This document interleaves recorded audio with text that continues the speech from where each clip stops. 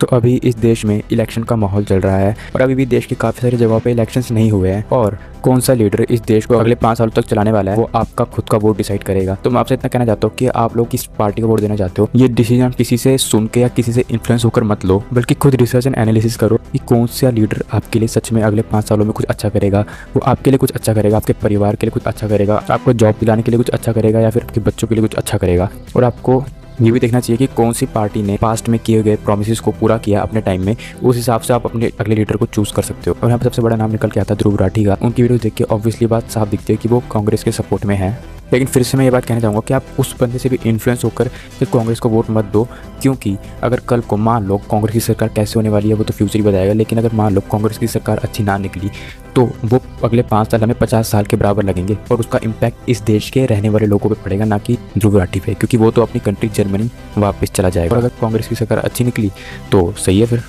और वैसे भी मैं यहाँ पे किसी भी एक पार्टी को सपोर्ट नहीं कर रहा हूँ। जैसे कि इंडियन मीडिया पूरा दिन मोदी की तारीफ करता रहता है और ओपोजिशन पार्टी की बुराई करता रहता है, वैसे ही ध्रुव राठी ओपोजिशन पार्टी की तारीफ करता रहता है और मोदी की बुराई करता रहता है। तो मेरे को तो ये दोनों ही चीज़ें बेकार लगती है, क्योंकि कोई भी चीज़ एक्सट्रीमली नेगेटिव या पॉजिटिव नहीं होती है, सारी चीज़ें एक ग्रे एरिया में लाई करती है। और मेरे को तो समझ नहीं आता अगर कल को अगर कांग्रेस की सरकार बन जाती है तो आखिरकार इंडियन मीडिया कौन सा कंटेंट दिखाएंगे अपने चैनल पे, तो ये लोग कौन सी न्यूज़ कवर करेंगे उस टाइम पे अपनी न्यूज़ में। और मैं फिर से कह रहा हूँ कि ध्रुव राठी से इतना इन्फ्लुएंस मत हो, क्योंकि एट द एंड उसको तो अपनी कंट्री जर्मनी चला जाना है और अगली सरकार जिसकी भी बनेगी उसका इम्पैक्ट हमें ही सहना है। तो खुद का रिसर्च करो और खुद डिसाइड करो कि आपको किसको वोट देना है, क्योंकि अगर आप किसी से इन्फ्लुएंस होकर वोट दे रहे हो ना, तो आप उस बंदे को वोट दे रहे हो जिसको वो इन्फ्लुएंसर खुद वोट करना चाहता है, आप उसको वोट दे रहे हो, ना कि आप अपना वोट दे रहे हो। उसने बस आपको इन्फ्लुएंस कर दिया और आपको बस ऐसा फील करवाया जा रहा है कि आप खुद से अपना वोट चूज कर रहे हो। और कांग्रेस हो या बीजेपी, दोनों में से कोई भी पार्टी दूध की धुली नहीं है, दोनों ने ही बहुत बुरे से बुरे कांड किए हैं। और ये इंडियन पॉलिटिक्स और यहाँ पे कोई भी नेता अच्छा हो ही नहीं सकता। यहाँ पे सारे के सारे पॉलिटिशियन बहुत ही ज़्यादा करप्ट होते हैं, लेकिन ये जानने के बावजूद भी हमें उन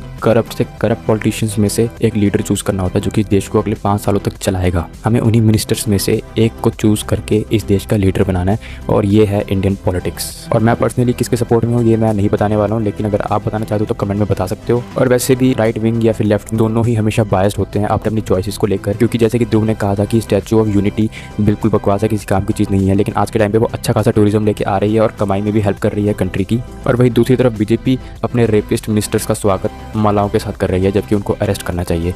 तो ये ऐसा ही है इंडियन पॉलिटिक्स। तो किसी और से इन्फ्लुएंस होकर ना कांग्रेस ना बीजेपी को वोट करो, बल्कि खुद का दिमाग यूज़ करो और खुद अपना लीडर चूज करो।